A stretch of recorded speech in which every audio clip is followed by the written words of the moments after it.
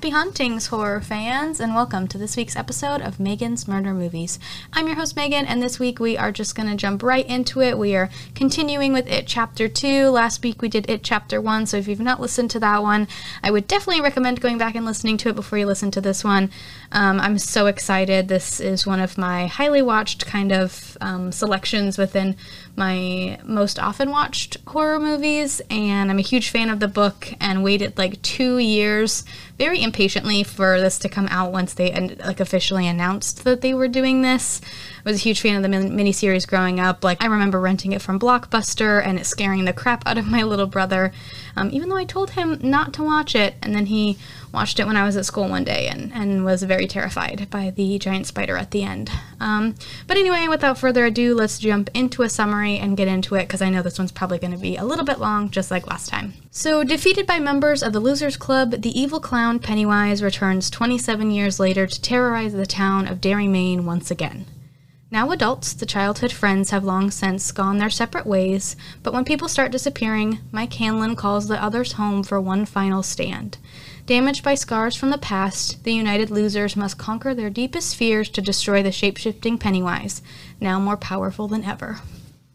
Next, we can jump into a cast breakdown. So we'll start with the role of Beverly, or Bev Marsh, and she was played by Jessica Chastain. So Jessica's an American actress and film producer, known primarily for starring in films with feminist themes. She's received various accolades, including an Academy Award and a Golden Globe Award. Time magazine named her one of the 100 most influential people in the world in 2012. She developed an interest in acting from an early age and made her professional stage debut in 1998 as Shakespeare's Juliet. After studying acting at the Juilliard School, she was signed to a talent-holding deal. She's been in Law & Order: Trial by Jury, she did some stage productions, and then she made her film debut in the drama Jolene in 2008. She had her breakthrough in 2011 with 6 film releases, including the dramas Take Shelter and The Tree of Life. She received Academy Award nominations for playing an aspiring socialite in the period drama The Help. And she was also in Zero Dark 30. She's been in Interstellar, The Martian, of course, It Chapter 2. She was in A Most Violent Year, Miss Salone, Molly's Game, the television miniseries Scenes from a Marriage, and then she was in The Eyes of Tammy Faye in 2021, which she also produced, and she won Academy Award for Best Actress for her role in that. And she's also the founder of the production company Freckle Films, which was created to promote diversity in film. And she is an investor in the soccer club Angel City Football Club.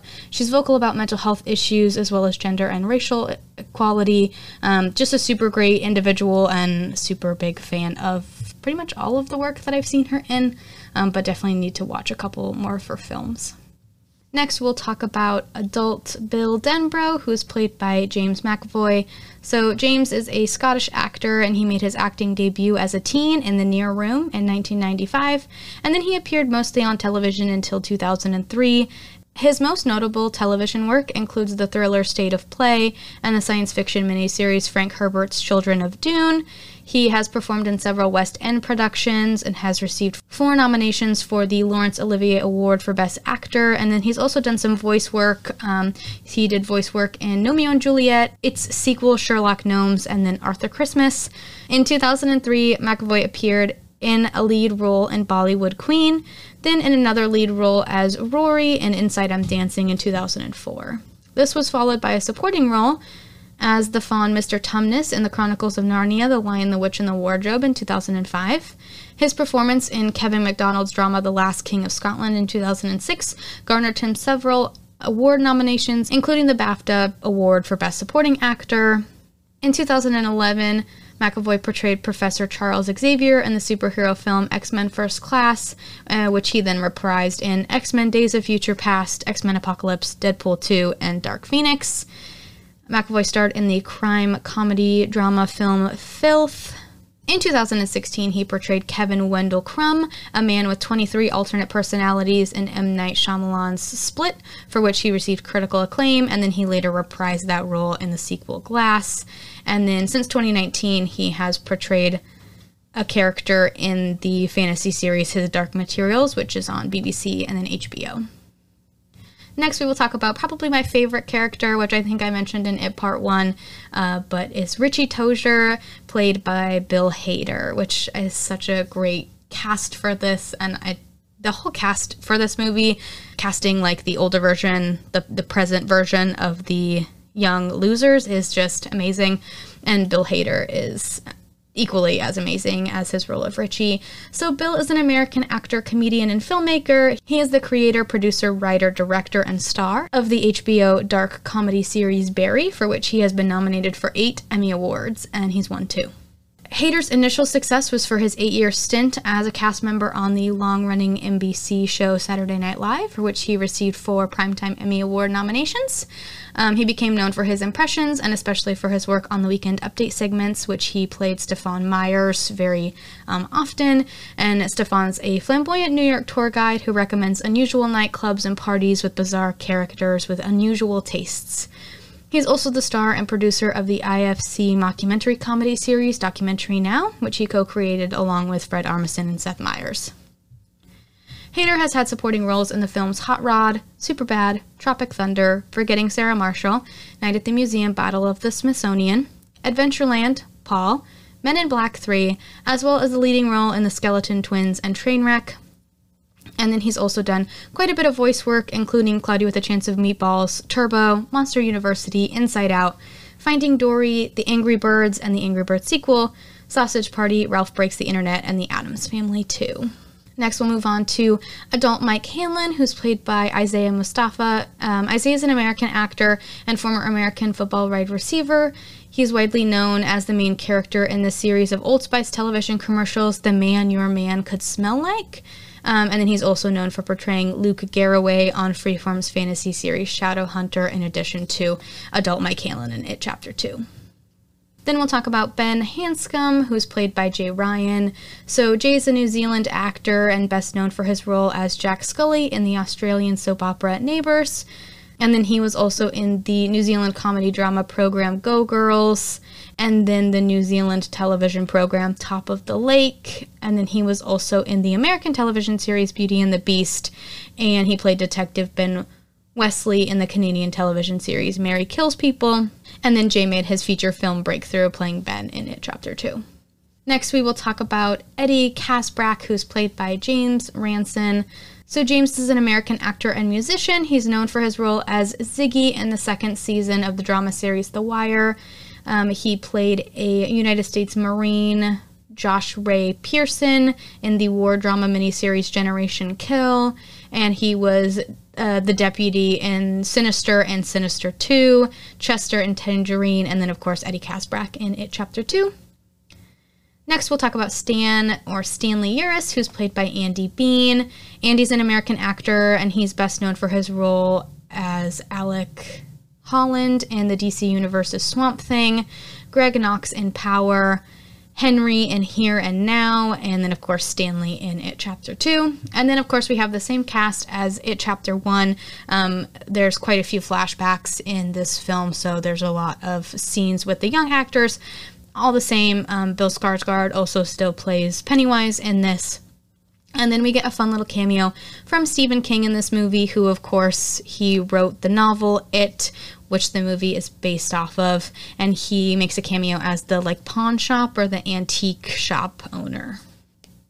Alright, so now that we've met the cast for It Chapter 2, let's get into some fun facts. So in an odd turn of events, It Chapter 2 opted to use the de-aging technology for the losers when they would do the flashback sequences, since a lot of these needed to be filmed. For this one, they weren't filmed for the first one, so they needed to be refilmed, but a lot of the actors had aged quite a bit, and so the filmmakers used a number of techniques to make them look as young as they did before, including shaving their legs and plucking their eyebrows, but it was primarily thanks to the de-aging technology that kept the kids looking somewhat as young as they were before, and this is reportedly the first horror film to use this technology. So it's like a form of CGI where they can just make the face look a little bit younger. This is a horror movie, so it's nearly a given that a ton of fake blood is going to be used at some point. And when you make a movie that's as big as It Chapter 2, one of the most expensive horror movies in cinematic history, you're going to need a ton of fake blood to match the acclaim. So it was revealed by Jessica Chastain that It Chapter 2 apparently holds a record-breaking 4,500 plus gallons of fake blood during the bathroom scene, where they literally paint the walls with blood with a tidal wave of the fake blood. As you can imagine, it wasn't a pretty sight on set, but it makes for an appropriately grisly sight on the screen, and Chastain claims that she actively pushed for more blood, knowing audiences would want it. So we'll talk about this at the end, but there's, if you've not seen the film, there's a scene toward the end of the movie where Jessica Chastain is locked in a bathroom stall, and it just starts filling with blood, and she's trying to kick her way out, and that whole stall fills pretty much to the brim with blood. It's a lot of blood. But it's a great scene, and she does an amazing job. So although Bill Hader was a well-established comedic actor and improviser, he didn't get too many chances to flex his quick wit in It Chapter 2. He stuck to the script more often than not, but the actor did get a couple chances to riff. As he noted in an interview with Screen Crush, there's a scene with him and James Ranson's Eddie where they find themselves in the unlikely company of a Pomeranian. The baffled reactions of the characters weren't insincere. According to Hader, he improvised this whole scene with his on-screen partner, producing an odd moment of levity in the midst of this intense, extra-long horror movie. So again, kind of at that big climax scene when Bev, Jessica Chastain's character, is locked in the bathroom, Richie and Eddie, so Hader and Ranson, open this door, and there's this little dog in front of them, and they're like, ooh, I know that that's bad. Like, I know that thing's gonna turn into a monster. And so they, they're giving the dog a bunch of shit. And then Richie asks it to sit, and the dog does. And then they're like, oh, that was so cute. Like, what a good boy. And then the dog turns into a monster, and it's great. But again, we'll try and save that for the scene by scene. So Stephen King actually asked for the Paul Bunyan scene to be added into the film, and that's a direct nod to his novel that happens in the novel, which, of course, is over 1,100 pages, and so they tried to put as much in as they could, but of course things needed to be cut and changed. But there are a couple of sequences that were pretty much ripped right out of the book, and this includes the Paul Bunyan scene during the middle chunk of the movie. Both the idea and the imagery came from King's words, and King made a point to ask the filmmakers to include it inside the much-anticipated sequel, and of course it came as no surprise that the filmmakers obliged and added the scene. So then the only time that both losers clubs were together was during the table read. Even after years and distance tears them apart, the losers gang stay connected or become reconnected through their shared bond and collective need to defeat Pennywise once and for all. But the only time that the young cast got to interact with their older counterparts, or their present-day counterparts, so to speak, was at the table read. They never filmed scenes together because that wouldn't have made sense. There's a couple of scenes that they're really good transitions, but of course, from the young to the present day, or from the past to the present day, I guess, but of course none of those were filmed while all actors were in the room. So I think it's really interesting. But even though they only interacted at the table read, a lot of them became pretty close with their counterparts. So I know that Sophia, who plays Bev, and then Jessica, who plays Bev, they talked a lot and did a lot to kind of make sure that their mannerisms were very similar, as did a lot of the cast as well. I know that Bill Hader and Finn Wolfhard did the same thing, as they kind of would talk through how they would say different lines, to make sure that they would kind of say them the same way as Richie and then take that to the screen, which I think is really cool.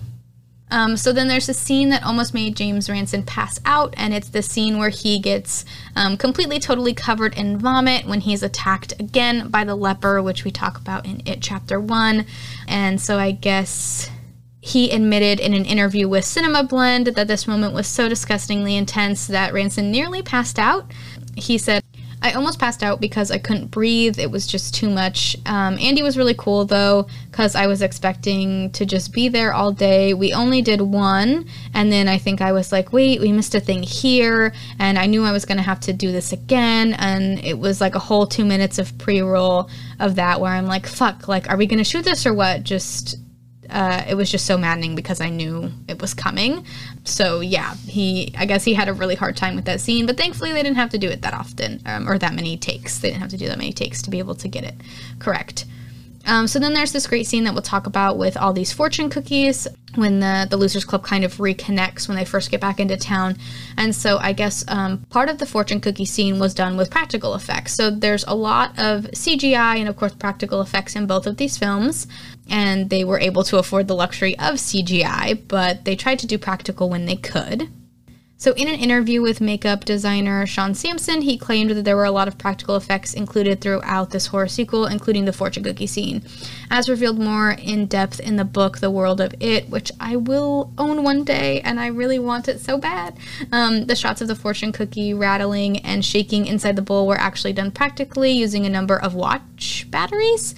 According to the special effects set supervisor, Shubha Gupta, in addition to these fun facts, there are a few more that we didn't get a chance to discuss, including but not limited to the decision by the actors to do their own stunts and getting hurt a couple of times in the process. And then another really cool practical effect that I love is that Pennywise can do this thing with his eye where it just kind of like moves off to the side. And I guess Bill Hader thought that was CGI, and so he was talking with Bill Skarsgård about it on set one day when Bill was like full Pennywise, get up, like clown and everything. I think there's pictures of this on the internet of like when this interaction happened, and Bill's like, oh no, I can do that myself, and so he makes his eye do the thing, and I guess it scared Bill Hader so bad that he almost fell down and ran away because he was so like shocked that was just actually a real thing that Skarsgård could do. So I know that in It Chapter 1 we talked about how Pennywise only has 4 minutes of dialogue throughout the entire film. In this one he has 7 minutes of dialogue, so a little bit more, but not a lot compared to this being almost a 3-hour-long movie. And then, unlike in It Chapter 1, Stephen King was a lot more involved in the behind-the-scenes process of this film, and he served as a consultant for the filmmakers, and then, of course, as we mentioned in the cast breakdown, did a little cameo, which I thought was really exciting, and I was super pumped when I was in the theaters and saw him sitting behind the desk at the little shop. I was like, oh my gosh, like, that's Stephen King. So that was awesome. And then another fun fact that I thought was really interesting is that this film uses the word fuck 108 times. So now that we've got some fun facts, we're going to get into little book versus movie differences that I think are important to bring up or just kind of interesting. So we will jump into those now.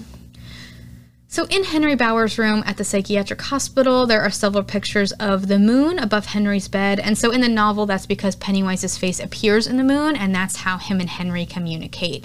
And so Henry is always very excited when it's nighttime, and he gets to kind of have his conversations with Pennywise in the moon. And then this is a big spoiler that's going to be really hard for me to talk about because there's a lot of emotion behind this, but our dear Eddie Kaspbrak does not make it through It Chapter 2. If you've seen the miniseries or you've read the book, you know that sadly his character passes during the big fight scene, but they do it, I hate saying that they do it very well, but it's very emotional. It gets me every time, specifically in this one. It gets me in the miniseries too, and definitely in the book, but I've seen It Chapter 2 so many times, and I still ugly cry, like sob every time I see it. But so Eddie's death in the book was a bit more gruesome than in the film. In the book, it bites Eddie's arm off and tosses him aside, and Eddie then dies of shock from pain and blood loss. In the film, when the losers are standing around the very weakened Pennywise, Richie approaches and rips one of its arms off because it, in the movie, stabs Eddie through kind of the torso area with one of his claws. So in the book and the TV movie / miniseries, the line "beep beep Richie" was used as a way to tell Richie to stop talking. The losers say that all throughout the book, and in the miniseries, whenever he's kind of just being too much, they'll just be like "beep beep Richie." And in 2017, this is only spoken by Pennywise with no explanation of like what that means. But due to the fans, I guess, being upset that wasn't talked about, which I don't think that's that big of a thing. I mean, even though it is pretty big in the book, I don't think it like drives the plot or anything like that. But it was added in a moment between Bev and Richie in It Chapter 2. So the ending of the movie differs a little bit from the book in that Pennywise is revealed to be a giant female spider in its most true form to humans. And in the book, the Losers Club must destroy all of the eggs that were laid because they were getting ready to hatch. And so they have to like stomp on all of these spider eggs basically and kill, I think, a couple of baby spiders. I think a couple of them actually like hatched and they had to dispatch those as well. And then a big one that's not talked about that I know I was bummed about in part 1 is that there was no dam building scene with Richie, Ben, and Bill. And so kind of a big part of the bonding that Richie, Ben, and Bill engage in during the book is when they're younger. And it kind of foreshadows Ben's future career as an architect is that they go down to the river and they build this dam. And so this is shown through a dam in the Barrens that prevents the flow of gray water to the water processing plant that turns it back to usable water. And so it's a project that eventually gets the boys in trouble with the law, but it's nothing too huge. They just tell them to knock it off, like that they shouldn't be doing that, it's dangerous, that sort of thing. But throughout their time in the Barrens in the film, it's focused more on just regular kid bonding, so kind of like the loogie spitting contest as well as some of the cliff diving and the swimming. It's seen as more of like a very casual activity and more, I feel like, relatable as opposed to the dam building. So I was a little bit bummed that that wasn't in the film, but it's, again, I feel like they were able to drive the plot in It Chapter 1, having them do other things to bond rather than that. So in the movie, adult Mike drugs Bill to show him how it came to Earth millions of years earlier, but in the books, the kids try a smoke hole ceremony in their clubhouse, and it's actually Richie and Mike who get similar visions of how it came to Earth millions of years ago. While Mike plays a central role in the sewers in It Chapter 2, in the book he's actually injured by Henry Bowers and he's in the hospital and separated from the rest of the group for the final confrontation. So in the book, it's only Ben, Bill, Bev, Richie, and Eddie who go and do the final confrontation with it because, as we will learn, our boy Stan doesn't even make it to Derry, which is also heartbreaking, and Mike is injured by Henry Bowers when he breaks out of the psychiatric hospital. So then, speaking of the ritual of Chud, which is what we talk about in both the book and the movie of how to defeat Pennywise, it's totally different in the book. So it's how the kids defeat it in the first place, and it's a symbolic battle of wits that the Losers Club win as children, and as adults they repeat the ritual, and unlike in the movie, it works and it is destroyed. So in the movie, they start to do the ritual, it goes wrong, and then they have to kind of find a new way to defeat Pennywise, which we'll talk about in the scene by scene when we get to the end of the film. In the book, Bill and Beverly's spouses play a much larger part, with both of them ending up in Derry. So it / Pennywise uses Beverly's husband Tom to kidnap Bill's wife Audra and bring her into the sewers, basically going to sacrifice her to Pennywise.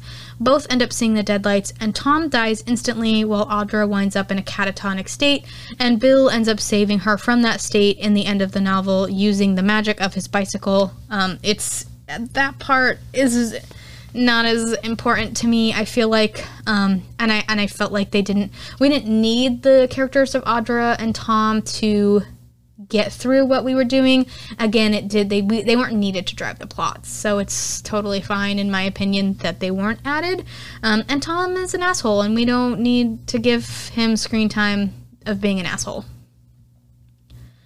And so then, while there's a lot of subtext hinting that Richie and Eddie's feelings extend beyond friendship in the book, it's never explicitly confirmed, unlike what we see in It Chapter 2. So there's lots of flashbacks that we see Richie have from when he was younger, one specifically with Henry Bowers, where Henry is calling him homophobic slurs and just being a real terrible person. And then we get this scene between adult Richie and Pennywise, where Pennywise is saying, "I know your secret, your dirty little secret." And then there's other things at the end, which we'll talk about through the scene by scene, of how they make it more known that Richie's gay without fully confirming it, which I wish that they would have just said. I feel like there's a scene that maybe wasn't shot from a flashback or something, or I feel like there's a scene that we're missing there that could tell that story.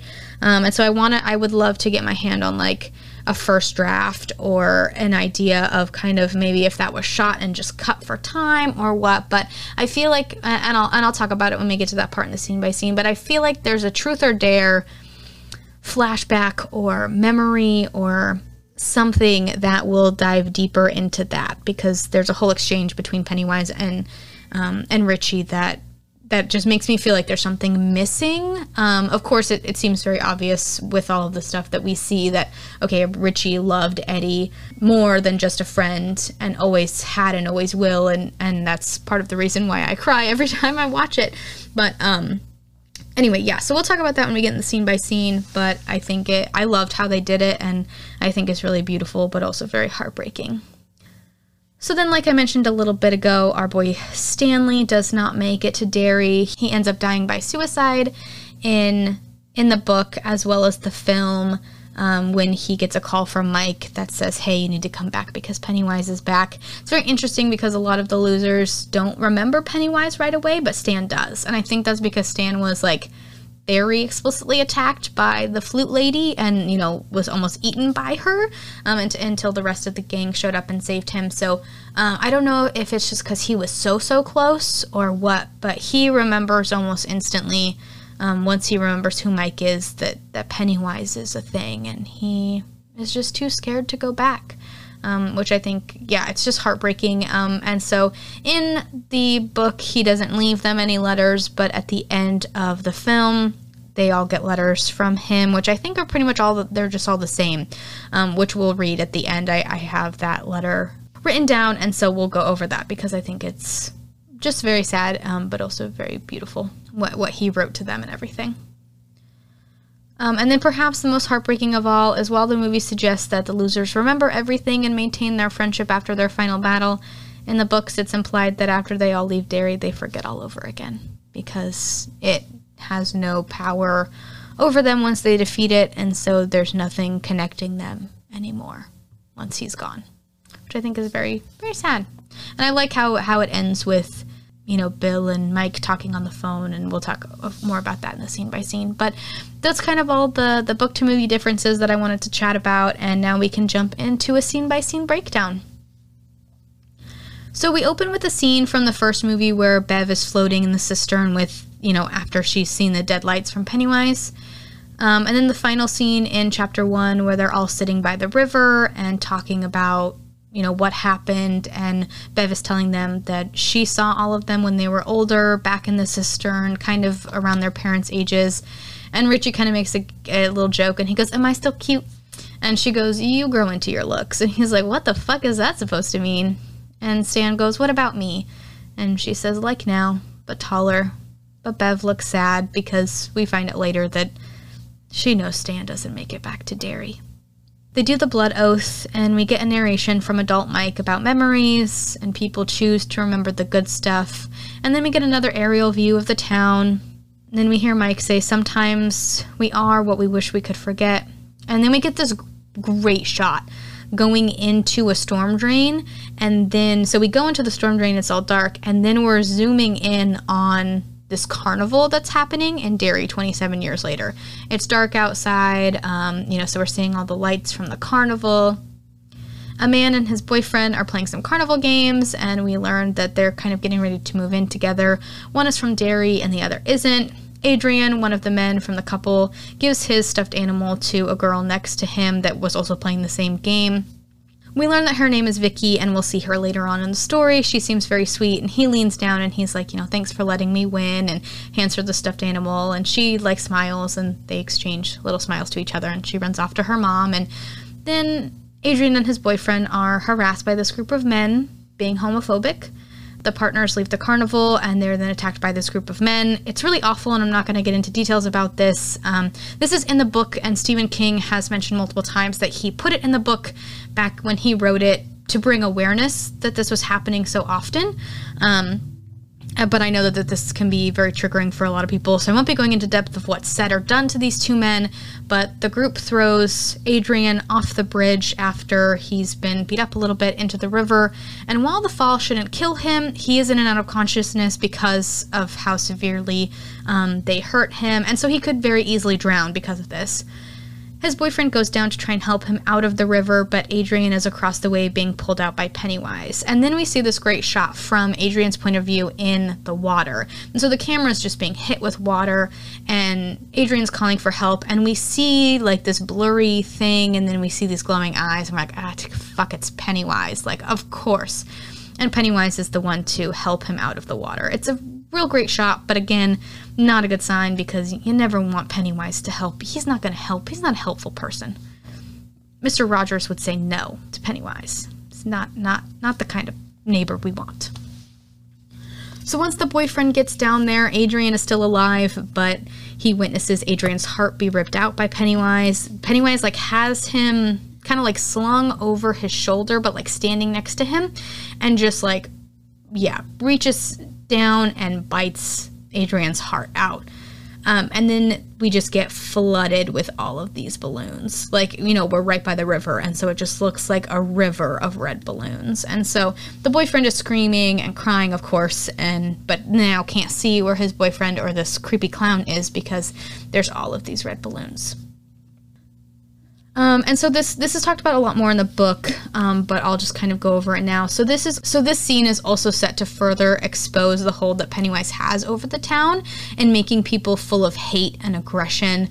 And he feeds on the whole town being awful and, you know, terrible people, which is why so many bad things happen in this not very big area. You know, we talked about the Bradley Gang shootout. Of course, this happens. We talked about, you know, the Derry Ironworks explosion at the Easter Egg Festival. Like, all of these things, you know, this is not that big of a town. There shouldn't be so many crazy things happening or horrific things happening, but they do because Pennywise just has a hold over the entire area.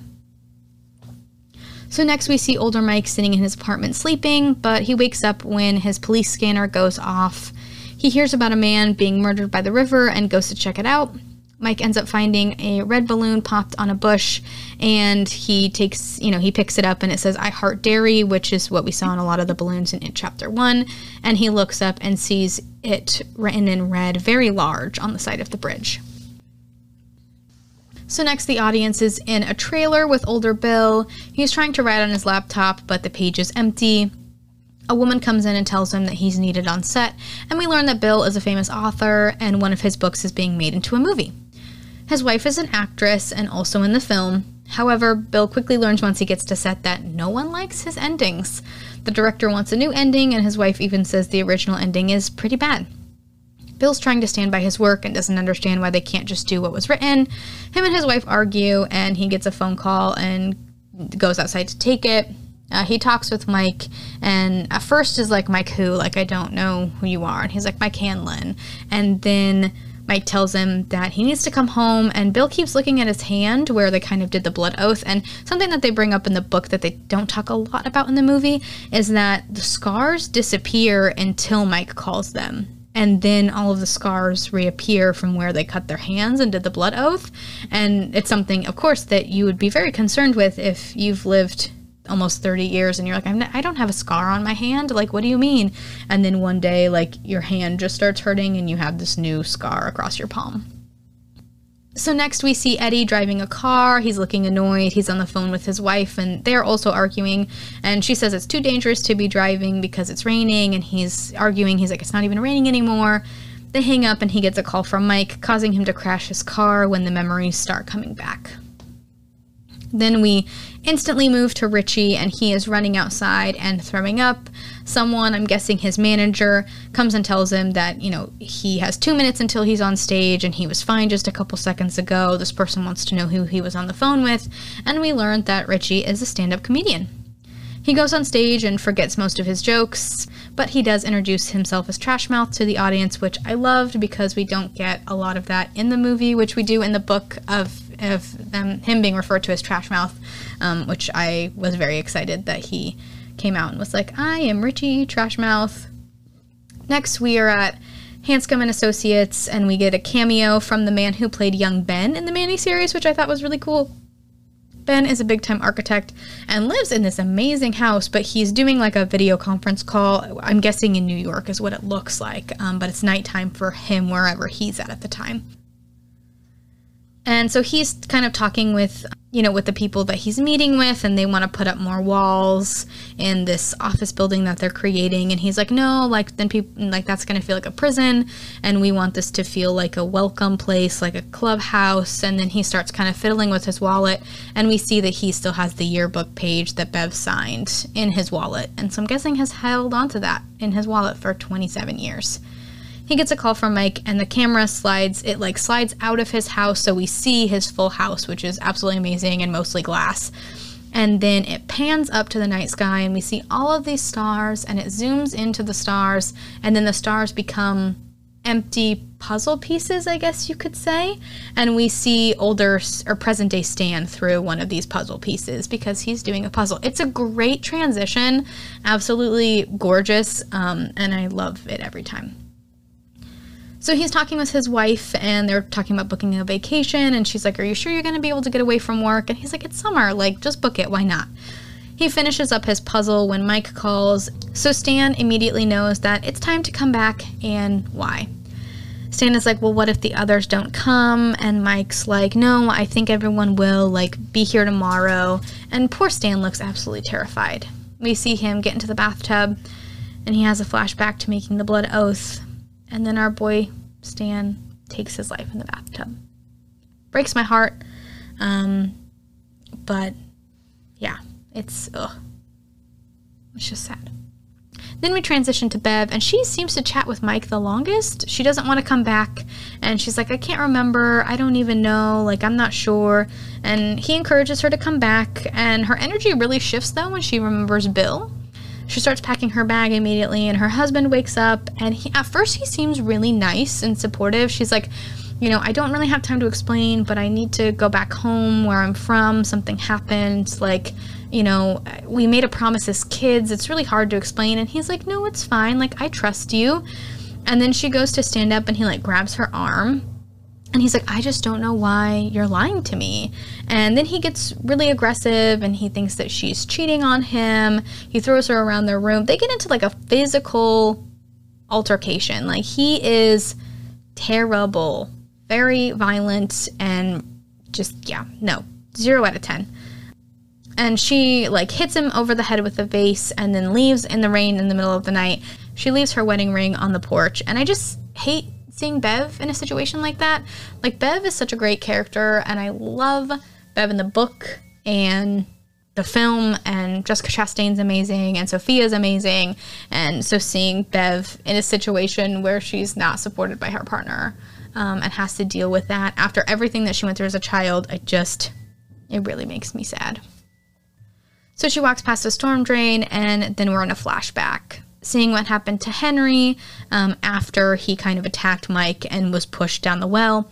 He basically gets flushed out of the sewer and walks back home, and police have surrounded his house because his dad was murdered, and of course his dad was a cop. They arrest him for that, and he freaks out, and he's like, no, I'm not done yet. Like, I need to kill them all. I haven't killed everyone. And as they have him kind of on the ground or getting ready to handcuff him, he sees a red balloon floating by his house, and we get like a pan up of camera, and as that balloon floats off, it brings us right to future Henry. Again, such great transitions in this. Just like, if you've watched it before, watch it again just through the lens of, I want to look at the transitions, because they're freaking, they're so good. Like, it's visually just so beautiful, just the transitions alone. Anyway, that's me being a nerd, so I apologize. So Henry is in a psychiatric hospital, and he gets so excited when he sees that balloon. Like, he is jumping up and down. He knows that balloon is for him. He starts laughing. He's climbing on windows. He's climbing on tables. The orderlies take him to his room, but the balloon we see is following him down the hallway. Like, as this orderly is walking him down the hallway to his room, we see this balloon, and it's like, that's not how wind works. Like, I disagree. Once he's in his room, though, the balloon is not outside the window anymore. He hears something from under his bed, and when he moves the blanket, he sees the balloon. He tries to pull it out, but it won't budge, and when it finally does pop, zombified Patrick Hockstetter, if you remember him from It Chapter 1, he was a friend of Henry's who was attacked in the sewer. He's the one who in the book died by all the leeches that I wish we would have got to see. I think that's my only bummer about this, is the leeches, just because I want to see somebody do it. I just want to see it done, how it was in my head when I read it, which I know probably will never happen. So, zombified Patrick Hockstetter comes crawling out toward him and gives him a knife. Next, we see the Losers Club arriving at Jade of the Orient Chinese restaurant. Mike's already there, and Bill arrives first. Mike, bear hugs Bill, and Bill seems really confused. He's he knows it's Mike, but he's still not really sure what he's doing there. He even says that losers gotta stick together, and his memories are slowly coming back, but we also notice that Bill's stutter is slowly coming back. When he was talking with his wife and when he was on set, there was no stutter at all. But now that he's back in Derry, his stutter is coming back. Eddie shows up next and is shocked. He's like, wow, look at you guys. This is wild. Can't believe we're here. Definitely feels very uncomfortable for Eddie. But then again, Eddie is a hypochondriac and just always very uncomfortable for the most part. Then we see Bev and Ben get there right around the same time. They kind of chat in the parking lot because Bev was blocking the doorway, and Ben walks up behind her and he's like, is there a password or something? Which she asked him in part 1 when they first talk. They hug, and then Richie shows up next to them and he's all awkward. He's like, you two look amazing. What the fuck happened to me? The three of them all hug and they go inside, and Richie rings the gong that's in the little private room that they have, and he's like, this meeting of the Losers Club has officially begun. They all sit down and drink and eat, and this just looks like such a beautiful moment. I don't know if you've had friends that you've reconnected with, but it just feels so great in this moment. There's a lot of banter and laughing, and they start talking about if Richie got married, and they're like, no, you didn't get married. And he's like, no, I did. And he turns to Eddie and he's like, you didn't hear, your mother and I are very happy. And Bill almost shoots beer out of his nose. They're just all laughing. They start joking around, talking about how hot Ben got, because he was kind of quote unquote, the chubby character in part 1, when they were younger, and then he grows up to be all handsome and gorgeous. And I think Richie refers to him as a Spanish football star. Ben tries to shift the conversation away from him because he's a little bit embarrassed, and he brings up Stan, and then everything gets quiet. They slowly remember Stan, and then they're like, nah, he was too scared. He was always scared. He's not going to show up, and that's not a thing. And then Eddie remembers fixing up Ben when Henry Bowers cut him. And Bev's like, please tell me you became a doctor, Eds. And he's like, no, I'm actually a risk analyst. And they're like, oh, that's really interesting. Or Richie goes, oh, that sounds really interesting. What does that entail? And so as Eddie starts talking, Richie starts snoring. And Eddie just looks at him. It's a classic joke. And he gets really pissed, and Eddie goes, fuck you, dude. Fuck you. But again, a classic joke, and great. They all toast to the losers, and then we get another little montage of them laughing and eating, and then we see the hostess bring out the fortune cookies. Bill and Bev are talking kind of privately about her clothing line that she has with her husband. They talk about Bill's movie, and she's like, I saw it. It was so scary. It was really good. And he's like, but the ending sucked. And she's like, it did. The ending was kind of bad. And then Bill's like, this is all really weird. I'm not sure why we're here. And this whole time while they're talking, we see that Ben is still that very jealous boy, because he just wants some of Beverly's attention. And it's really interesting when they all come back into town, because they all take on their very childlike personas. So Richie and Eddie still have that very much trash banter back and forth. Eddie reverts back to being kind of a hypochondriac. Bill is, the leader and gets his stutter back. And Bev is all about Bill, and Ben is all about Bev. And so they really revert back to those roles that they had when they were children once they get back to Derry. Ben jumps in and says now that he's back, things are kind of coming back a little bit quicker. And Richie admits that when Mike called him, he threw up. And Eddie's like, yeah, I crashed my car. And Mike's like, you guys all felt fear. that's what it was fear that did that to you, but they don't remember everything yet. Only Mike knows everything right now, because in the book they refer to him as the lighthouse keeper, because he never left, he didn't forget anything. So he still has all of the memories and all of the fear and just all of that weight that happened when they were kids only on his shoulders right now. Bev says Pennywise kind of under her breath, and then they all start getting a little bit uneasy. Mike pulls out his book and tells them that it's happening again. He's trying to get into it, about what's happened and what needs to be done, and we're here to finish it for good. And they start opening their fortune cookies, and they're like, nope, we're not doing that. Like, that's not okay. But the fortune cookies, they realize, only say one word each. And not like they all say the word joy or something, but they, like, cut and should and guess. And it's like, that doesn't, like, none of this makes sense. They all put their fortune cookies in the middle to try and put them together, and Bev is holding onto hers and kind of silently crying. She's got like one tear down her face, and when Bill finally realizes, he's like, Bev, what does yours say? And hers says Stanley. So when she hands it over, that they realize that the fortune cookies spell out, guess Stanley could not cut it. Then the other fortune cookies start coming to life and scaring the losers. This little bat thing comes out of one of them, and then this baby head on this bug starts crying, and an eyeball comes out of another, like, real creepy stuff. And they're all, like, scared, and there's this great moment that, because I watched it so many times, I see all of the little details that they added to kind of push that storyline with Richie. And so him and Eddie are on opposite sides of the room, and Eddie kind of goes close to Ben because that's the only person close to him when all of this craziness is going on. But Richie is only concerned with what's going on with Eddie. Like, he doesn't care about anyone else in the room, but when Eddie starts freaking out, Richie says his name and, like, looks concerned for him, but doesn't say anyone else's name or really look around to see if anyone else is okay.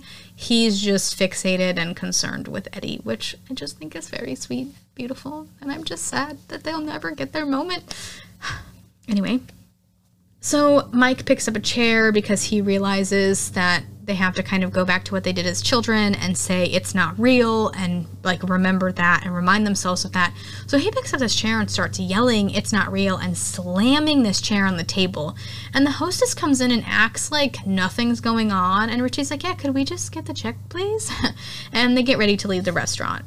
They think Pennywise is messing with them about the Stan thing. They're like, that's what he does. Like, Stan's gonna be fine. Like, he'll show up, or he's gonna be okay. It's all right. And so then this kid comes up, and I would say this kid is, like, in between Georgie and the losers' ages. So they were, like, 11, 12. I think Georgie was supposed to be, like, 7, 6, maybe. So I'd say this kid is, like, maybe 8. Maybe 9. And so he comes up to Richie and he goes, the fun is just beginning. And Richie's like, what the fuck does that mean? And he, like, grabs this kid's shoulder and he's like, I'm not afraid of you. But it's just a normal kid, and the fun is just beginning as a line from Richie's act. And they're like, Jesus, Richie, like, you don't even know your own act. And Richie admits that he doesn't write his own material. And Eddie goes, I fucking knew it. I knew it. So now the losers are all outside, and Bev gives Stan a call. His wife answers and tells her the news, but she already knew it. When Bev asks how it happened, before Patricia, Stan's wife, can say the bathtub, Bev says the bathtub because she saw it happen when she was in the deadlights when she was younger, which is sad that Bev, I mean, of course she didn't remember having to carry that around, but that she potentially would have had to carry that around with her for that long. It's just very sad. So Eddie and Richie are going back to the hotel to pack and leave. They're like, we're not sticking around to die. Like, Richie's like, if you would have called and said, hey, you want to come back to Derry and die? I would have said no. And so they feel like Mike has lied to them, which is a bummer. Bev and Ben leave together to go to the hotel as well, and Mike is begging them all not to go. Mike ends up convincing Bill to go to his place so that he can explain more of what's going on. Bill's always been kind of he was the one leading the charge in the first one because he just wanted to find his brother. So now it's Mike leading the charge, and I think that Bill kind of sympathizes with him a little bit because he knows what those shoes feel like. So he obliges and goes to the library where Mike lives because he's the librarian. And then Mike has a little apartment, like, above the library. So next we're at a Derry baseball game, and we are with a little girl, Vicky, that we met at the carnival very briefly. She follows this firefly under the bleachers and ends up running into Pennywise. And he's hiding and really manipulates this poor little girl in classic Pennywise fashion. He says that he was scared that she would judge him based on how he looks, and this is not cool. I mean, you know, this is Pennywise being Pennywise, because Vicky has a little birthmark on her face, so she relates to being judged by how she looks, and they decide that they should be friends. And he's like, oh, like, that birthmark isn't anything. Like, I could blow that away if you wanted, but you're going to have to come close to me so that I can do that. And so he tells her to come close, and he's like, okay, we're going to count to 3, and then poof, that's going to be gone. And so he says 1, 2, and then there's at least 4 seconds of dead air. Like, it's a lot where he's just staring at this girl, and she's waiting. And she's like, you're supposed to say 3, and as she's saying 3, he eats her. And it's like, R.I.P. Vicky. So next we're back with Henry in the hospital, and he stabs one of the night orderlies and the security guard in order to break out of the psychiatric hospital. Zombie Patrick Hockstetter is waiting for him, and they drive off. We see Bev, Eddie, Richie, and Ben arrive at the local inn in town, and Bev starts drinking, and Ben says that she should tell him whatever she knows and whatever she's hiding. He's like, I can tell that you're not telling us stuff, and you should tell us what's going on. You said bathtub before Stan's wife did. You knew. How did you know that? And so Richie overhears them and starts asking questions too, and she finally admits that she's seen all of them die. Next, we jump to Mike and Bill, and they arrive at the library, and Mike gets Bill some water and explains that he knows how to kill it. He's done his research and knows how it started. He gives Bill this artifact from the Shakapiwa tribe, early 18th century, and then Bill's like, how did you get this? And Mike's like, I found it. Well, they gave it to me. Okay, I stole it. And Bill's like, what the? You stole this? So Mike explains that they showed him a vision, and Bill starts saying that he's feeling weird, and then we learned that Mike kind of drugs him.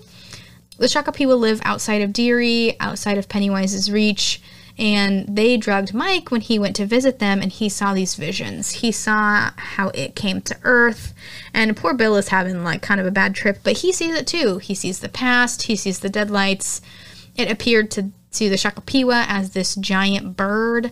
They tried to fight it and showed Mike how to stop it. And Bill actually did see the ritual of Chud, and so he asks how they're going to do it. And in this conversation, we learn that all living things must abide by the laws of the shape at which they inhabit.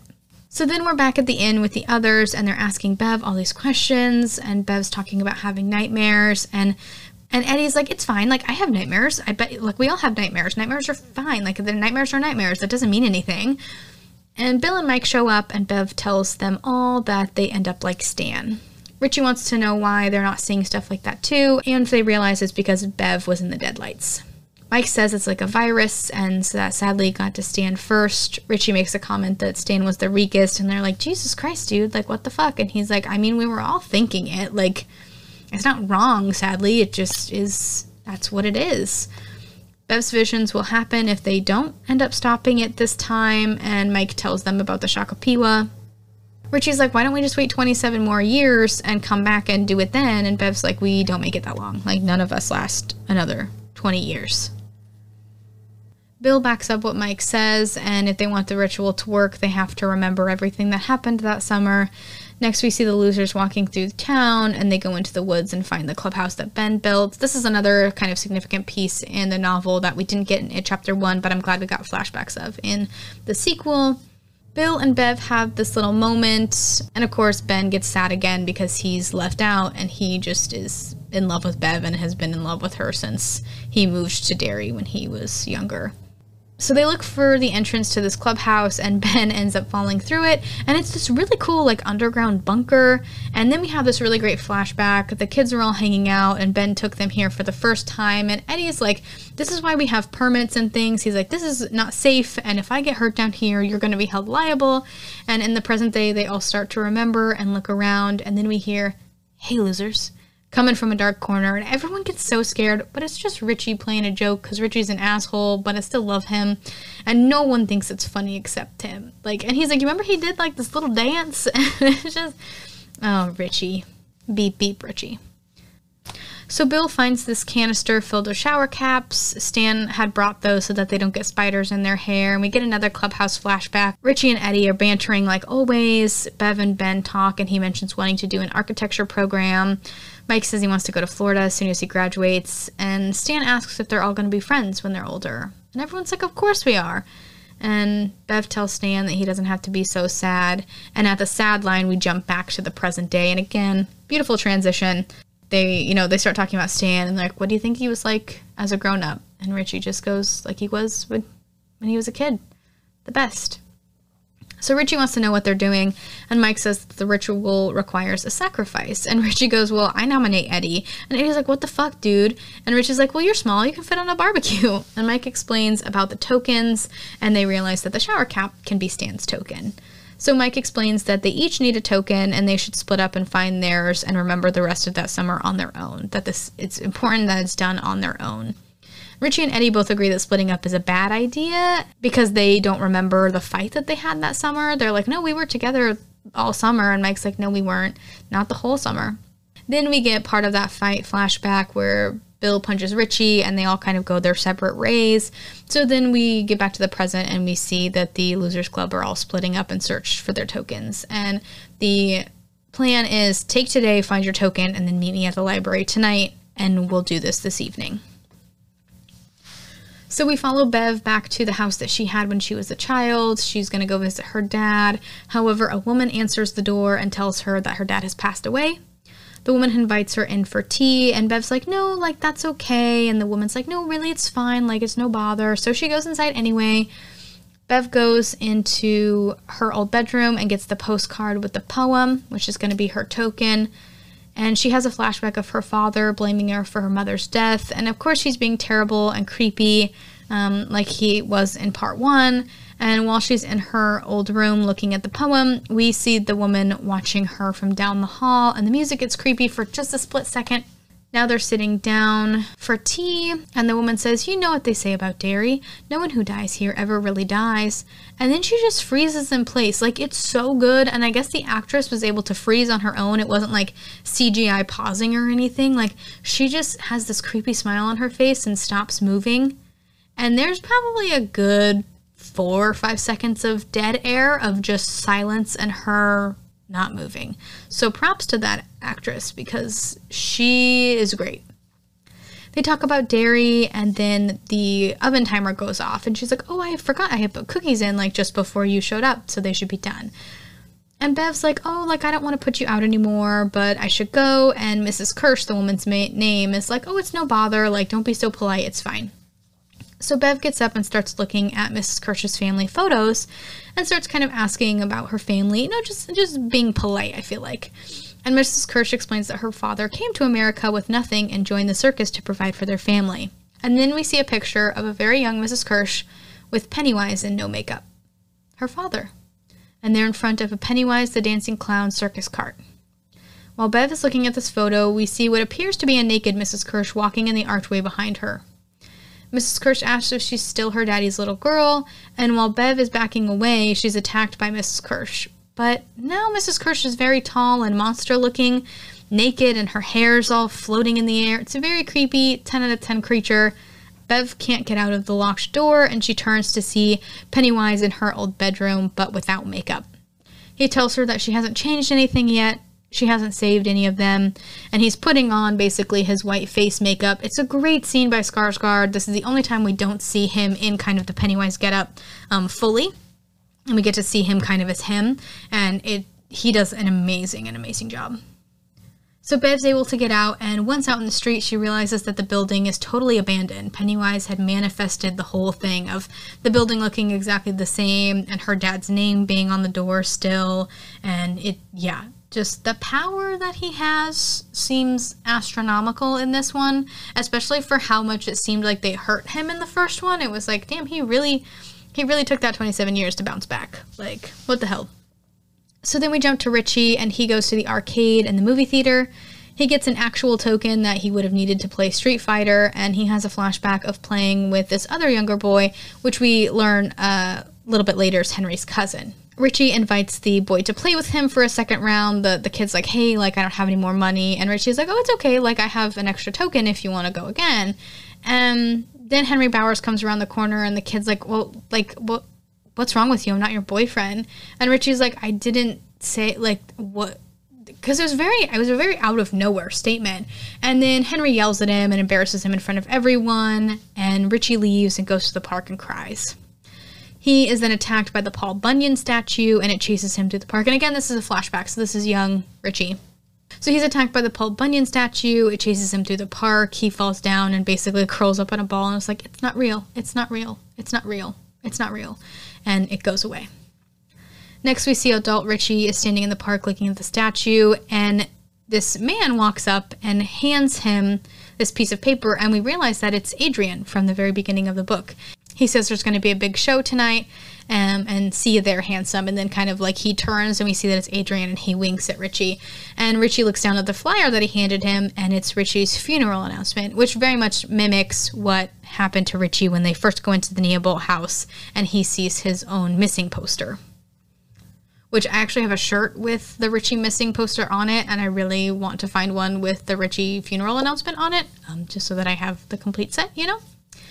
So he looks up and he sees Pennywise sitting on Paul Bunyan's shoulder, and Pennywise says that he missed him and he's sad because no one wants to play with him. He asks Richie to play with him. He's like, we could play Street Fighter. I know that that's your favorite. Or we could play Truth or Dare. He's like, but I know you wouldn't want anyone to pick Truth because you wouldn't want anyone to know your secret.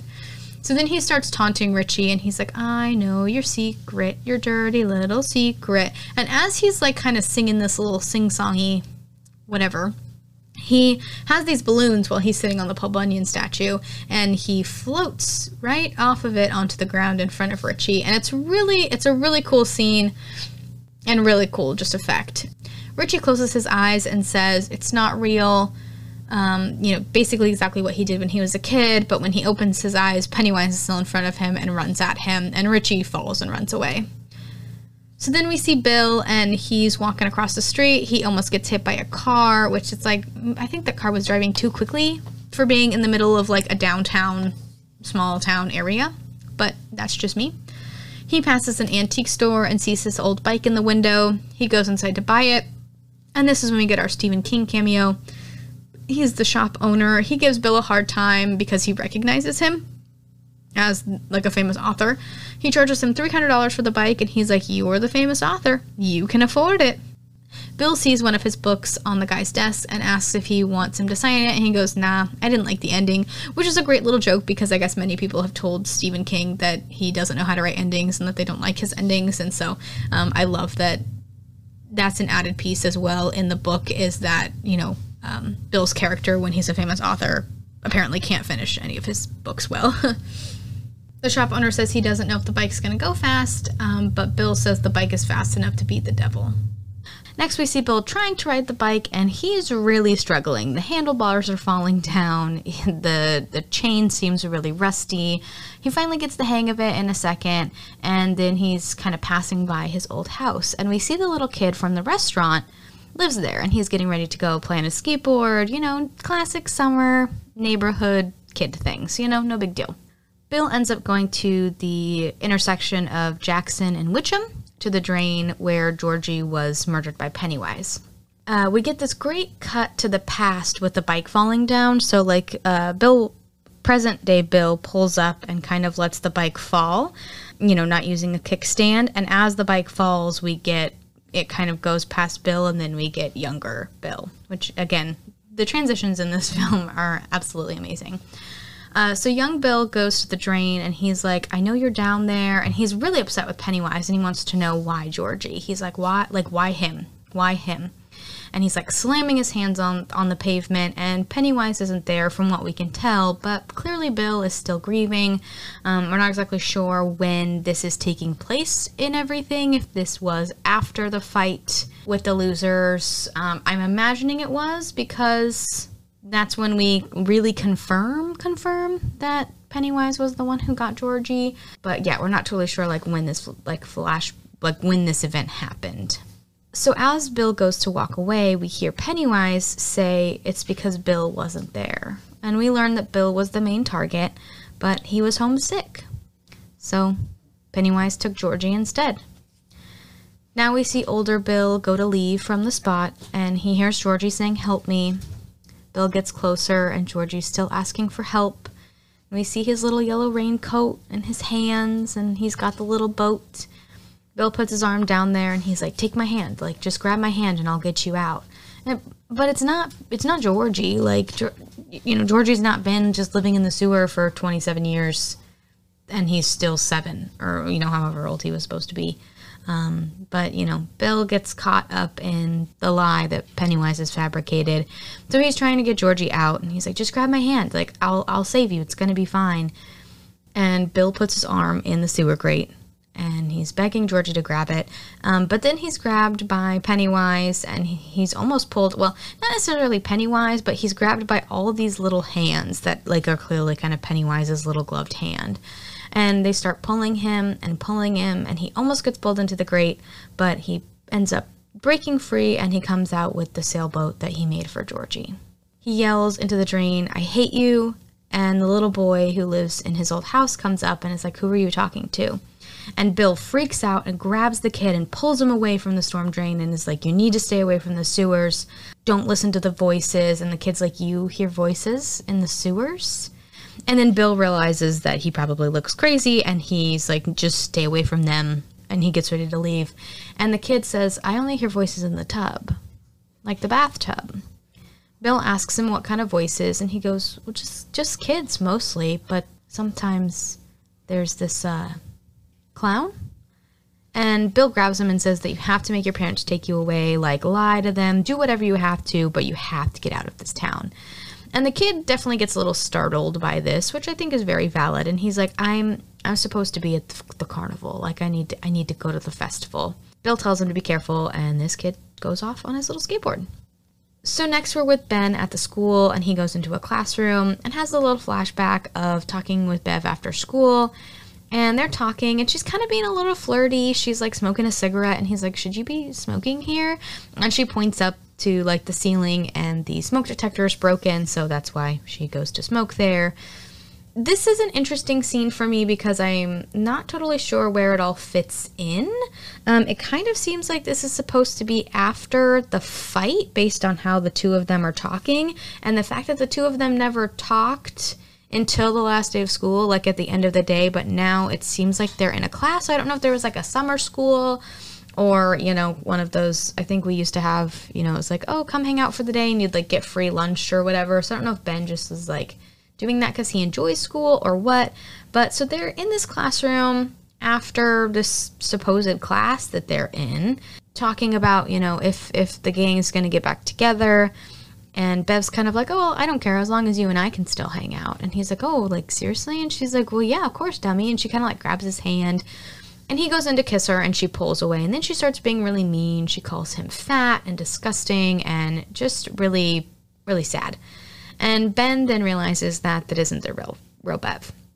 He's like, "Beverly wouldn't say that." And he goes back to turn to look at her, and her hair is on fire, and she's definitely, like a Pennywise monster, and she starts chasing him around the school, reciting the poem back to him.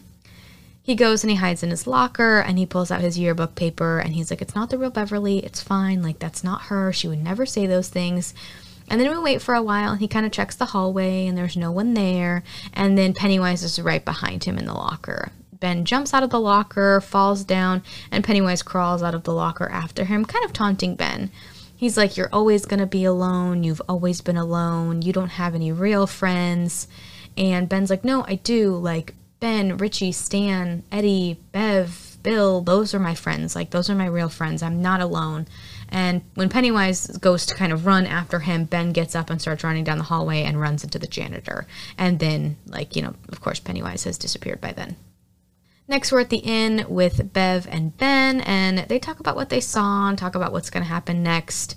Ben says he doesn't want to forget everything again, and she ends up showing him the poem, but she can't remember who wrote it to her. She's like, I think it's Bill, but I'm not sure. Like, it's really cloudy, but I just remember that, like, that person made me feel really good, and I remember this kiss, and it was amazing. And of course, the two of them had kissed in the cistern when they found her floating. They, like, pull her down, if you don't remember, and Ben, like, hugs her, and then Ben kisses her, and she kind of wakes back up. And so she thinks it's Bill, and you can just see that Ben is hurt all over again. He just feels like he cannot compete with Bill, which is really sad because I think Ben is a lovely person, and he tries so hard to make Beverly feel loved and cared for, and she's just like, Bill. And it's like, no, he's right in front of you. Like, come on, man. Anyway, but you know, she also kissed Bill at the end of the part 1, so it's a tough one, but poor Ben feels real bad. Richie shows up, and he's like, I'm leaving. I'm getting out of here. I can't do this. And Ben's like, I'm going to go talk to him. We'll figure it out. And then we jump to Eddie, and he's going into the pharmacy, and there's this great cut to younger Eddie, and the actors look so similar. It's so great. Another lovely transition. It's like adult Eddie walks up to the counter, and then the image just flashes back to the younger Eddie's face. It's amazing. And the pharmacist is still the same guy, much, much older now, definitely does not look like Clark Kent. And in the flashback, Eddie is getting his prescription, and he gets it, whatever, he goes to leave, and he hears his mom calling for him from the basement of the pharmacy. He goes down there, and he sees her kind of behind this, like, shower curtain almost, behind this sheet. So you can tell that it's her, and she's calling for him, and she's all tied up, and she's like, you need to help me, he's gonna get me, we don't know who he is, but Eddie, like, works up the courage. He's totally terrified, you can tell, younger Eddie, and he works up the courage, and he goes, and he pulls the curtain back, and his mom is tied up, and then there's this person at the other end of this kind of long room, tied up under a sheet, and starts coming toward the two of them. So he's trying really hard to get her out of this strapped down bed, like hospital bed kind of, but I would say more like a psychiatric bed because there's like restraints on it. So he's trying to get her out, but he's having a hard time. And then the sheet comes off of the monster, and we see that it's the leper. He can't get her free in time, and the leper's getting closer and closer, and he just leaves her. He's like, I'm really sorry. I can't. Nope, I'm sorry. And he leaves his mom, which just kind of makes me chuckle. Now we see older Eddie also in the basement, and he gets attacked by the leper. But older Eddie really kind of has this great scene of bravery, and he takes the leper by the neck, and he's trying to choke it out. And he almost wins. Like, it's great. Like, you can tell the leper's getting weaker and that Eddie's winning, and he just looks so strong, and he looks so happy with himself of like, yeah, like, I can do this. And then the leper vomits all over him, which jumps back to kind of the fun fact that I talked about of this is the scene where Ranson almost passes out. So Eddie gets out of there, and he goes back to the inn to change and clean up because now, of course, his clothes are covered in vomit. Bill also shows up, and him and Bev are talking. You know, Ben is up talking with Richie, and Eddie is gone to clean up. So Bill and Bev hug, and they talk about being scared, and Bev remembers when Bill kissed her, and they kiss again. And then this skateboard comes down the stairs at the inn, and you can tell that, like, something's trying to float up from underneath it, and so Bill grabs this coat hanger and pushes it over, and written in what looks like blood, you won't be there for him either, referring to the little boy who now lives in Bill's house because, you know, he had the skateboard. So he freaks out, and he goes to the carnival to try and save him. Bev tries to stop him, and she's like, no, we should go together. And he's like, no, like, I wasn't able to save Georgie, and so I have to save this kid. Bill is not a great listener. Ben comes down, and he's like, well, I got Richie to stay, so, like, that's good. We'll all go try to meet Bill at the carnival when everyone's kind of ready to go. And, you know, but it's funny because he's like, and then he says the line, at least I got Richie to stay. And then we see Richie leaving via the fire exit, and he gets in his car, and he goes to leave town. As he's leaving the parking lot, we see the car that Henry used parked a few spots away from Richie's. While Eddie is washing up in his bathroom, he closes the bathroom medicine cabinet, and Henry Bowers is right behind him and stabs him right through the cheek. Eddie pulls out the knife and then climbs into the bathtub and closes the curtain while the two of them are having this exchange. And Henry's like, he says it's your time and your time is up. And Eddie's kind of like, oh, ha, ha, ha, ha, ha. And Henry's like, you need to give me my fucking knife back. And right as he's saying that, Eddie stabs him through the shower curtain a few times, right into his stomach. And Eddie leaves, but, like, his back is against the wall the whole time. So he, like, gets out of the tub with, like, his back against the wall. And he tells Henry to cut his fucking mullet because it's been, like, 30 years. Eddie gets into the hallway of the inn and yells for everyone. And he's, like, coming down the stairs. He's like, Bowers is in my room. And Bev starts freaking out. Ben goes to check the bathroom. And Eddie asks Bev, is it bad? His back is still, like, pressed up against the wall. And when Ben gets there, Henry has escaped through the window. He gets in his car, and Patrick drives them away. Bill gets to the carnival and sees the kid going into a fun house with all these fucking mirrors. So Bill goes in after him, and we see all these clowns, and poor Bill is struggling. He's getting knocked into the wall, and he keeps bumping into these mirrors and, like, windows. And he finds the kid, but they're separated by a glass wall. And behind the kid, Pennywise shows up, also separated by a glass wall. And Pennywise is, like, licking the wall, and Bill says to take him instead. He's like, just leave the kid, take me. Just please don't hurt the kid. Bill tries to break the partition, but it's not working. He's not strong enough. Pennywise is able to break through and eats the kid right in front of Bill. And it's just awful, because this poor kid, of course, like, he knows what's happening, and so he's freaking out the whole time, and he's stuck, like, in this little one-by-one, like, glass enclosure, basically. It's just terrible, and yeah, then Bill has to watch this kid who looks pretty much like Georgie get eaten right in front of him. It's just awful. Next, we jump back to Richie, and he's on his way out of town until he sees the temple where Stan had his bar mitzvah. And Richie has a flashback to that, and he was the only one of the friends that went. I'm guessing that this was right after the fight, and Stan gives this great speech. I have most of it written down, I think. So he says, today I'm supposed to become a man. Everyone has memories they're prouder of than others. Change is a scary thing we wish we could leave behind. We wish we could silence the nightmares we most want to wake up from, the memories we wish we could change. The secrets we have to keep are the hardest to walk away from. The good stuff, the pictures that fade fastest, those pictures of you are the easiest to lose. Maybe I don't want to forget. Maybe if that's what today is all about, forget it, right? And at this moment, his dad tries to take the mic from him, but Stan continues on and says, today I become a man, but I don't feel any different. I know I'm a loser, and no matter what, I always fucking will be. Stan leaves the temple, and young Richie stands up and starts clapping in his little blue suit. And we see adult Richie sitting in the temple, and he quietly says, thanks for showing up, Stanley. So it's a great moment. So now it's nighttime, and we are at the library, and Mike's trying to be patient and wait for everyone to show up, but he's, like, looking out the window, he's checking his watch, you know, he's very anxious for his friends to arrive with their tokens so they can just go and finish this. As he walked past a bookshelf, a book falls down, and there's an article about his parents' death. The article describes them as crackheads, and Mike has a flashback to that night and not being brave or big enough to save his parents. You know, he was only maybe 4 or 5 and was just sitting and watching them try and get through the door while the fire was going. When Mike goes to put the book back, he's attacked by Henry. They fight like they did when they were kids, and just as Henry is about to kill him, Richie hits him in the back of the head with an axe that was in a display case, which we saw earlier in the film. Richie goes, well, that was long overdue. Get it? Because we're in a library, and then he vomits. The rest of the losers come in to see what happened. They check on Mike and ask if he's doing okay, and Richie goes, no, I'm not alright, I just fucking killed a guy. And Ben goes, I was kind of talking to Mike.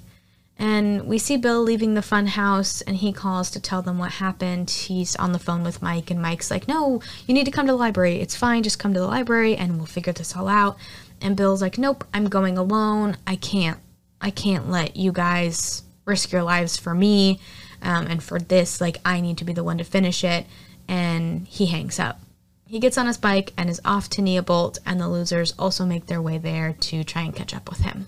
So Bill gets to Neobolt, and the others show up soon after him. Bill thinks it's his fault, and he wants to deal with it himself, and he says that he feels really bad. They all tell him that losers stick together, and they decide, you know, they're all going to go in, they're all going to finish this together, because that's what needs to be done. And Eddie's kind of like, well, should someone say something before we, go do this thing? And Bill says that Richie said it best the first time. Let's kill this fucking clown. They make their way inside, and the house looks even worse than last time. I mean, I'm not surprised. It's an abandoned house, and it's sat even more abandoned for 27 years.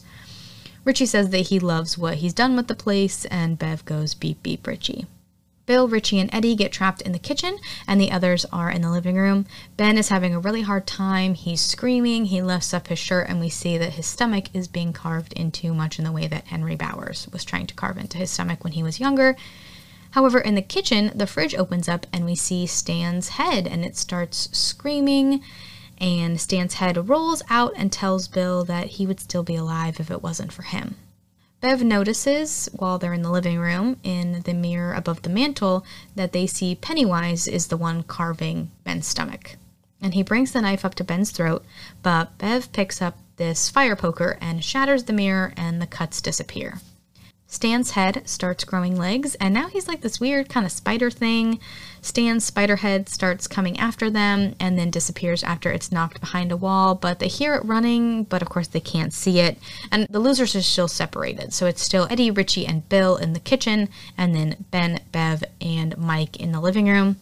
Eddie is in a corner, scared, and Richie goes to check on him. He's like, it's all gonna be okay. Like, we're good. We're gonna find him. We're gonna do this. It's okay, Eds. And we see, like, drool come down from the ceiling, and when Eddie looks up, Stan is above the two of them and jumps right on Richie's face. It's on his head, and Bill is trying to pull it off, but they need an extra hand. Bill isn't able to reach the knife on the floor, and poor Eddie is frozen in fear, but they want him to be the one to get the knife because it's just out of Bill's reach, and they are both trying to keep Stan from, ripping Richie's face off, basically. Finally, Bev and the others are able to break into the kitchen, and Ben stabs the Stan spider and is able to save Richie. Bill gets up and then starts yelling at Eddie, and he's like, Richie could have died. Georgie died. Stan died. There's other kids dead. Do you want Richie too? Do you want Richie to be next? And Eddie's like, no, I don't. And he looks like he's going to cry. And he's like, please don't be mad at me, Bill. And he was just scared. And Bill feels bad and tells Eddie not to give Pennywise what he wants. He's like, that's what he wants. Just don't give it to him. Now they officially make their way into the basement. They make their way through the tunnels and the gray water. There's a lot more water this time than last. The water's up to their chest. They make their way to the middle of the room, and someone calls Eddie's name, not one of the losers. Bev is then attacked in the water by the Mrs. Kirsch monster, and they all dive in after her except for Eddie. He's worried and he's scared, and they take a long time to resurface, and he's like, please don't make me walk out of here by myself, and he's almost in tears again. The rest of the losers finally come up with Bev, and Eddie is so relieved. They now have to go into this manhole and basically climb down into where Pennywise is at. Eddie tells Richie that he can't go because he won't help them. He doesn't want to get them all killed. And Richie gives him this little pep talk. He tells him he's braver than he thinks. He's like, you killed, a monster when you were little. Just kind of tells him all of the things that make him strong and brave and powerful. Bev gives him the fire poker and tells him that it kills monsters, but only if he believes it does. They all climb down, and then they have to crawl into this little cavern area that opens up into this large cave. They finally stop, and Mike puts down the artifact that he stole, was given, borrowed, whatever, from the Shakapiwa tribe. He tells them it has to be attacked in its true form, and the ritual will show them that. They put their tokens in the artifact and light them on fire. Bill has brought the boat. Eddie brought his inhaler. Bev has her postcard with the poem. Ben has the yearbook page. Richie brought a token from the arcade. And Eddie starts giving him crap for bringing an actual token, and he's like, yeah, dude, that's what we were supposed to do. Mike brings the rock from the day that they saved him from Henry Bowers, and Eddie's like, that's not going to burn. That's not going to burn. Eddie then puts the shower cap in and says, can't forget about Stan. Well, again. Next, they all grab hands and start chanting, turn light into dark. As they do this, we see the deadlights come down from the ceiling. They get closer, and the tunnel that they kind of come down from almost looks like they're in Pennywise's throat. It looks very similar to what we saw when Pennywise opened his mouth in the first one. It's really cool looking. Very interesting. The lights come down, and they go into this little artifact, and once they're inside, Mike tries to close it, but it doesn't work. The lights turn into a big balloon, and the losers are pushed out of the area they're in. And so they're kind of in, they're in this giant cave, but within the cave, there's this area with all of these giant spikes. And so they're in this little spiky area right in the center, and that's where they do the ritual. So the balloon just keeps growing and filling this spiky area. And finally it gets big enough that it kind of reaches the top of the spikes, and it pops and it sends the group flying, and they all have ringing in their ears. They try to check in with everyone, and they're asking Mike if it worked. And then Pennywise pops out and tells Mike to tell them why it didn't work. Pennywise says, "What's the word, Ed? Gazebos?" Mike didn't tell them the Shakapiwa failed at the ritual, and it killed them all. He says that they didn't believe, and that's why it didn't work. But we should have believed, and that's why it was going to work for us. The deadlights come back out, and now they're glowing this white-blue color. Before, they were kind of this yellow-gold color, and they're almost strobing in this cave. Pennywise says he waited and craved them for 27 years. Pennywise is now partly in his spider form, or in the spider form. He's kind of clown from the torso up, but he has all these spider legs now. Mike in this moment basically gives up and almost surrenders himself to Pennywise, but Bill saves him at the last minute and knocks him out of the way before Pennywise stabs him through the chest. Pennywise chases all of them through the cave, and they break off into these separate groups. Bill falls into this water area and then can't really find his way out. He finally finds a way out, and he's back in his basement. He sees younger Bill come down the stairs and is then confronted by Georgie. Georgie says that it's Bill's fault and that Bill wasn't even sick that day. Young Bill confirms that he pretended because he just didn't feel like playing with him that day. Georgie gets mad and keeps repeating, "You lied and I died." The guilt that poor Bill must have felt growing up, even now, with all of that. Then older Bill has to drown Georgie when he attacks him, and I just feel bad because how many times is Bill gonna have to kill his little brother in these movies? It's horrendous. Then young Bill comes down and holds the bolt gun to older Bill's head. Older Bill says that it's not their fault, but younger Bill pulls the trigger. Nothing happens, and older Bill takes the gun and shoots it, who is now masquerading as younger Bill. He's attacked by younger Bill and falls back in the water, and then is finally back in the cave. Bev and Ben go down this little pathway together, but they're soon pulled apart and in their own areas. Bev is in this bathroom stall, and Ben is in the clubhouse. Bev can't get out of the bathroom and is attacked by voices of those that she's afraid of. The bully from when she was younger, Henry Bowers, her father, all of these other people, her husband. Meanwhile, Ben is being buried alive in the clubhouse. Pennywise shows up and tells Ben that even with all his successes and sit-ups, he's still just a fat loser who will die alone. Back with Bev, the stall starts filling from the bottom with blood. She's panicking, trying to get out, but can't. Then we hear Ben calling for Bev, and he's telling her not to listen to the voices. Ben says he loves her. Bev's dad is asking if she's still his little girl, and she says not anymore. She's holding on to the top of the stall and kicking repeatedly at the door. She's covered in blood, and her hands slip, but she just keeps trying. Ben just keeps reciting the poem, and that gives her strength to break the door. And it's really interesting when she does this. So she busts through this door, and it falls down open, and all of the blood goes into the clubhouse. So they were kind of facing each other, but it's like the clubhouse was on the bottom, and then the bathroom stall was sitting on top of it. It's really interesting. And so Bev reaches down and pulls Ben from all of the dirt that he's in, and they fall backwards into the cave. They recite the poem, and now she remembers that it was Ben. They hear Pennywise, and they jump up to go help the others in the cave. They have this little moment where you think that they're going to kiss, and you're kind of like, now is not the time, but I'm glad she remembers that it's Ben. Richie and Eddie also go down a little pathway, and they are met with 3 doors, like Richie and Bill were in the first one. Richie says the doors are flipped, and they open the very scary door, and that's where they hear, "Where's my shoe?" And it's a closet, again, much like in the first one, but this time we see Betty Ripsom's legs. Tap dancing, but no torso. They slam the door and they try not scary at all, and it's this little Pomeranian dog, and they're like, "Nope, we're not falling for that shit, I know." And Richie goes, "I know your moves, you little bitch." Richie tells the dog to sit, and it does, and then they're both like, "Okay, that was kind of cute, good boy, that was so good, you did so good." And then the dog turns into a monster. They slam the door and run away, and while they're running away, Eddie says, "Next time we just go with regular scary," and Richie goes, "Next time," and they make their way back into the cave. Now Mike jumps out from where he was hiding and tells Pennywise that he isn't afraid because he knows what he is. Pennywise grabs Mike and says he knows what Mike is. a madman. He's going to eat Mike, but Richie starts throwing rocks, and he asks Pennywise if he wants to play truth or dare, and he's like, here's a truth for you. You're a sloppy bitch. He goes to throw another rock, but Pennywise gets Richie in the deadlights. Richie starts floating, and Eddie gets scared, but then he finds courage with the fire poker in his hand and throws it at Pennywise. It's a great shot, gets him smack in the mouth, beep, beep, motherfucker. Pennywise falls and actually impales himself on one of the giant spikes that I talked about a little bit ago. Eddie goes to Richie and goes to wake him up, and he's so excited, and he's like, I think I got him, like, I think I killed him for real. And then Eddie is impaled to the stomach by Pennywise.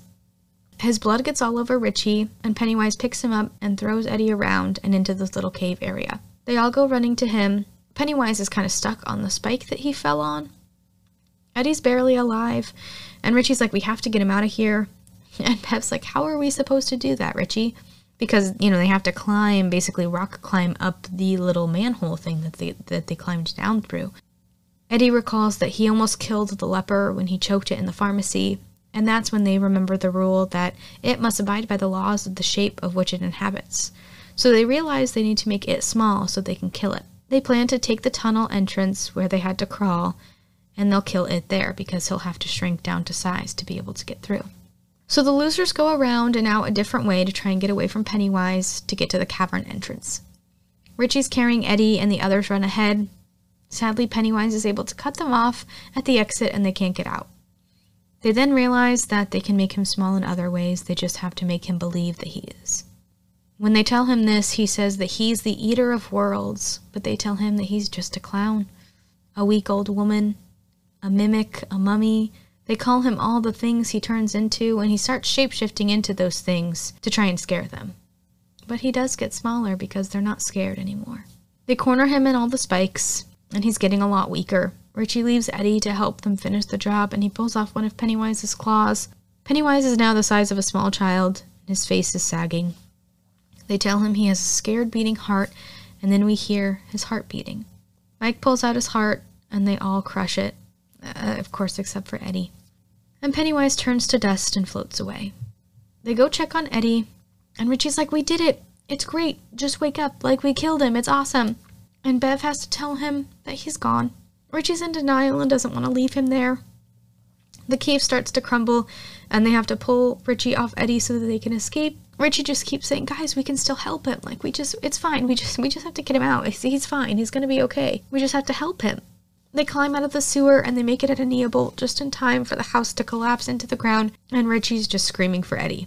And it breaks my heart every time, and even just talking about it, I'm sitting here crying, because it's just so sad. And in the book, and I think in the miniseries too, Richie is able to bring Eddie out with them, and he kind of yells at them because they're like, he's gone. Like, there's nothing we can do for him.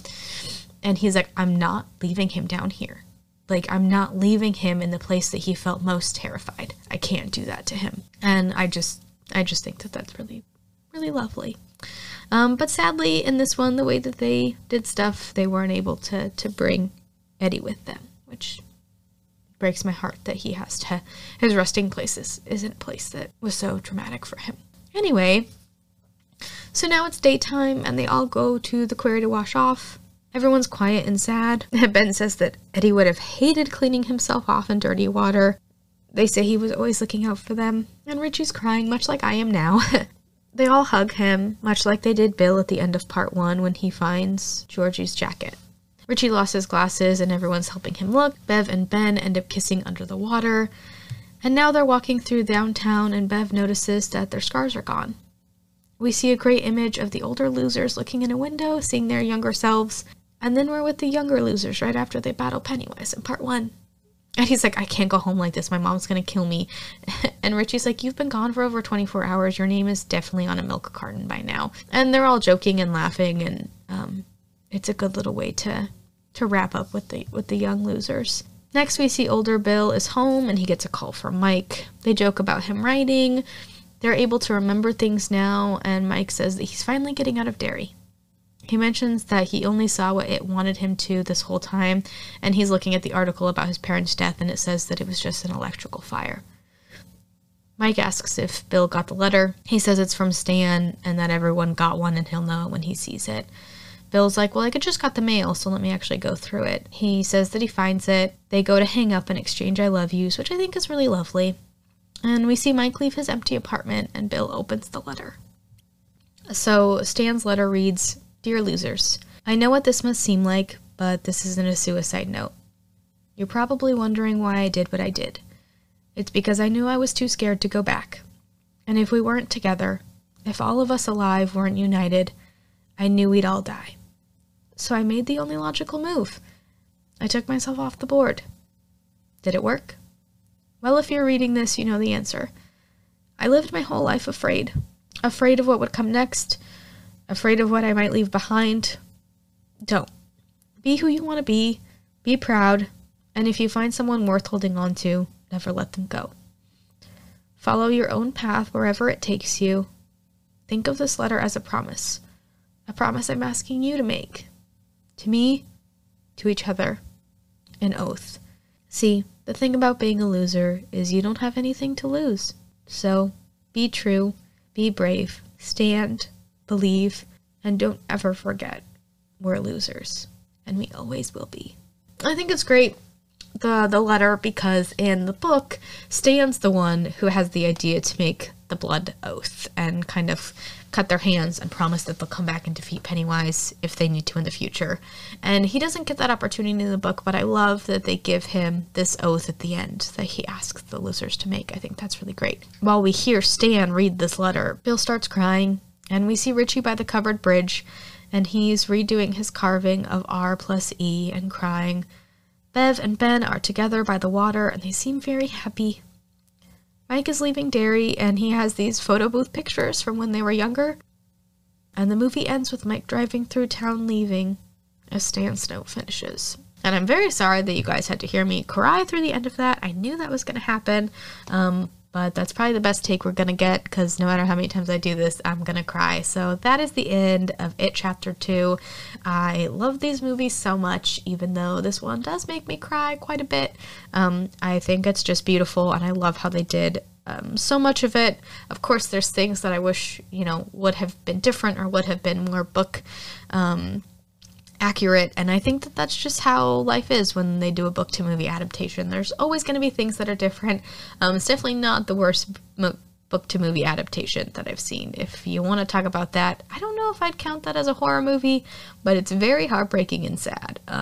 But yeah, my worst, most hated book to movie adaptation is My Sister's Keeper. If you don't know about that one, don't even waste your time, because it's only going to piss you off. But anyway, that is the end of It Chapter 2. I hoped that you enjoyed this kind of double episode. It was really fun to do. Again, this is one that I watch all the time, and it's definitely a favorite of mine. If you enjoyed today's episode, you can give us a like and a follow on Apple Podcasts or Spotify if you feel so inclined. Again, whatever floats your boat. I'm just kind of doing this for fun and hope that people enjoy it along the way. And if you want to follow us on socials, or you want to follow the podcast, it's just me. If you want to follow the podcast on socials, we're on Twitter and Instagram under M Murder Movies. So that's M as in Massacre, Murder Movies on Instagram and Twitter. I hope everyone has a lovely week or weekend whenever they're listening to this, and remember to stay safe and stay spooky.